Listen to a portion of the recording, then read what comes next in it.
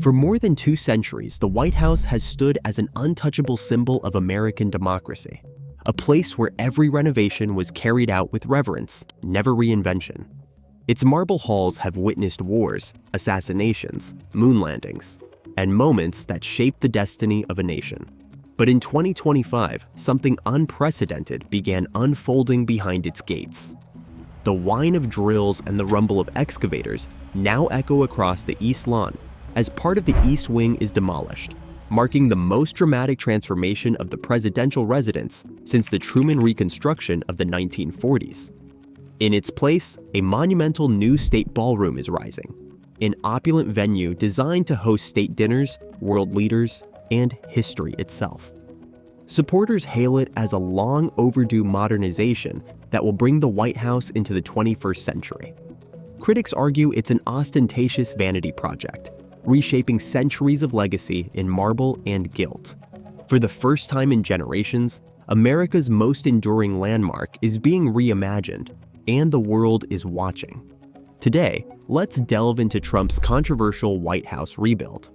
Don't forget to click on that subscribe button and like this video, as it's the best way to support this channel. The White House began as an architectural promise. Designed in 1792 by Irish-born architect James Hoban, its neoclassical facade was modeled after grand European residences, such as Dublin's Leinster House and the palaces of London and Paris. It was meant to symbolize a young republic's dignity, powerful yet modest, elegant yet accessible. Through history, the building evolved alongside the nation itself. The War of 1812 left it in ashes when British troops set it ablaze, but within 3 years it rose again, a statement of resilience. A century later, Theodore Roosevelt's 1902 renovation transformed the residence into a modern workplace by adding 2 wings: the West Wing, which became the president's official office, and the East Wing, designed for receptions and public access. After decades of wear, the building nearly collapsed in the late 1940s. Harry Truman ordered a complete internal reconstruction, replacing the wooden structure with a hidden steel skeleton while preserving Hoban's iconic exterior. Later, presidents refined its interiors. Kennedy brought cultural polish, Nixon installed the Situation Room, Obama upgraded its energy systems. But the outer form stayed the same. For more than 70 years, presidents have guarded that silhouette like a national relic. Yet, in 2025, that restraint has been broken. For all its grandeur, the White House has a surprising limitation: space. The East Room, its largest formal hall, seats barely 200 people. Sufficient in the 19th century, but inadequate for today's global summits and televised state banquets. Large events often force the administration to erect temporary tents on the South Lawn, a logistical headache and a security risk.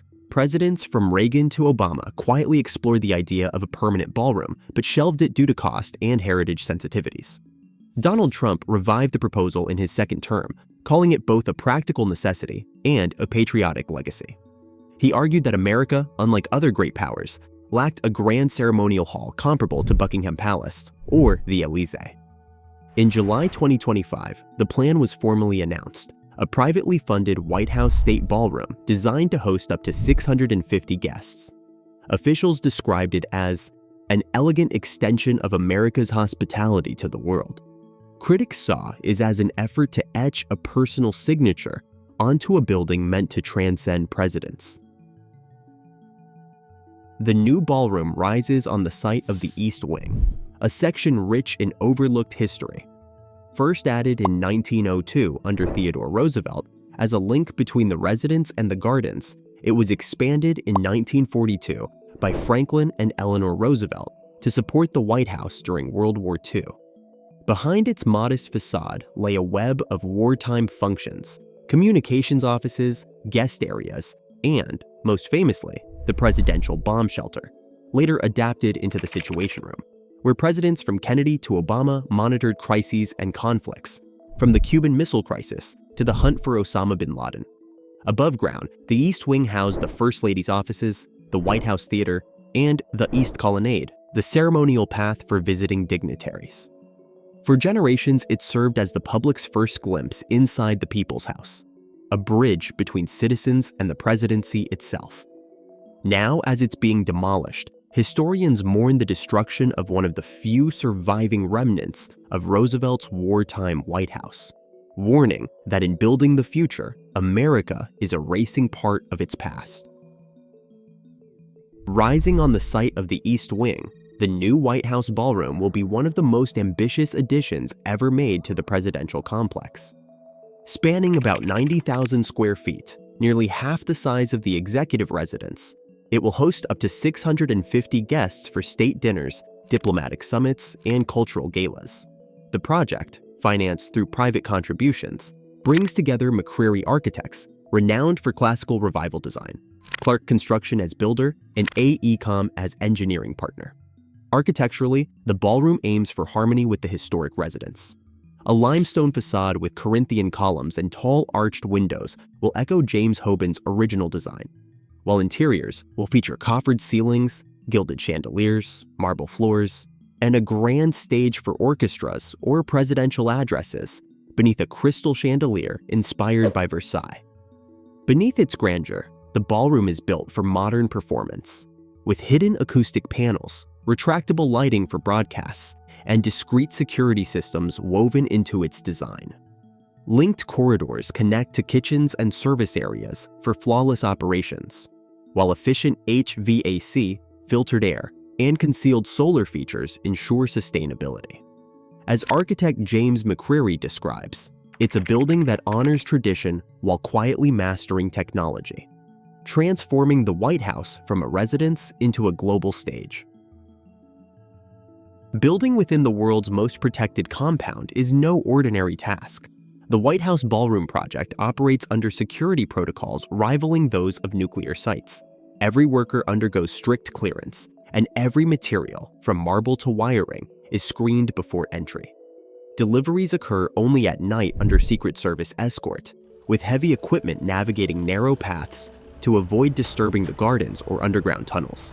Even slight vibrations are monitored to protect the main residence.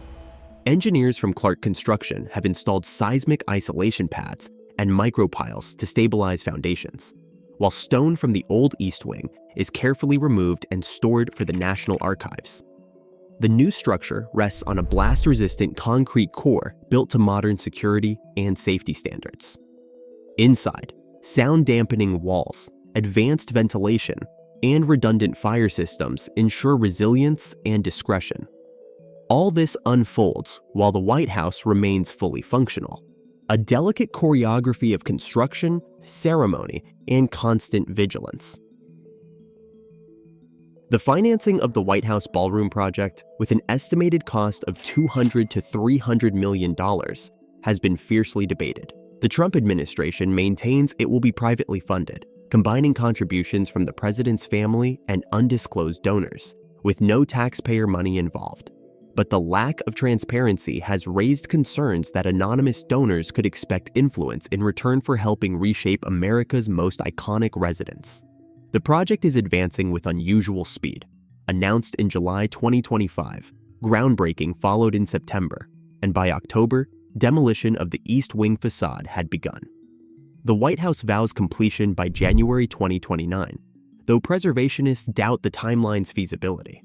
Oversight has become another flashpoint. Federal review bodies such as the National Capital Planning Commission and the Commission of Fine Arts were bypassed under claims of executive authority, prompting fears that one administration can unilaterally reshape a national landmark.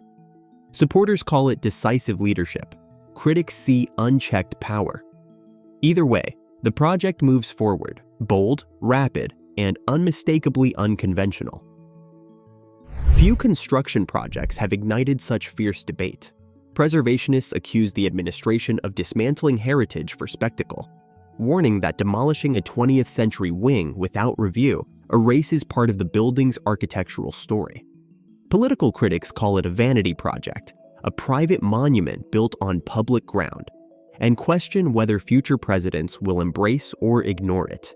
Yet the plan also has defenders across party lines. Senator John Fetterman, among others, calls it a practical investment that will serve any future occupant, arguing that the White House must evolve with the times. Online, some mock it as Mar-a-Lago East, comparing the new White House ballroom to Donald Trump's private resort in Palm Beach, Florida, while others admire its grandeur and craftsmanship. Polls show the nation split almost evenly between those who see progress and those who see desecration. Beyond the controversy, the new White House ballroom serves both practical and symbolic goals. For the first time, the presidential residence will have a permanent indoor venue large enough to host global summits and cultural events, without relying on temporary structures.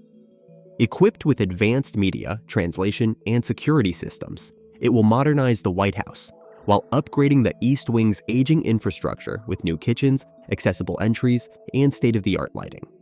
When completed, it will mark the first major expansion of the White House in over 70 years, a change as defining as Truman's post-war Reconstruction. Whether viewed as modernization or self-promotion, its legacy will depend on how future presidents use it. If it becomes a space for unity and diplomacy, it could transcend its political origins and symbolize renewal. But for now, the cranes above America's most famous home suggest history is being rewritten in real time.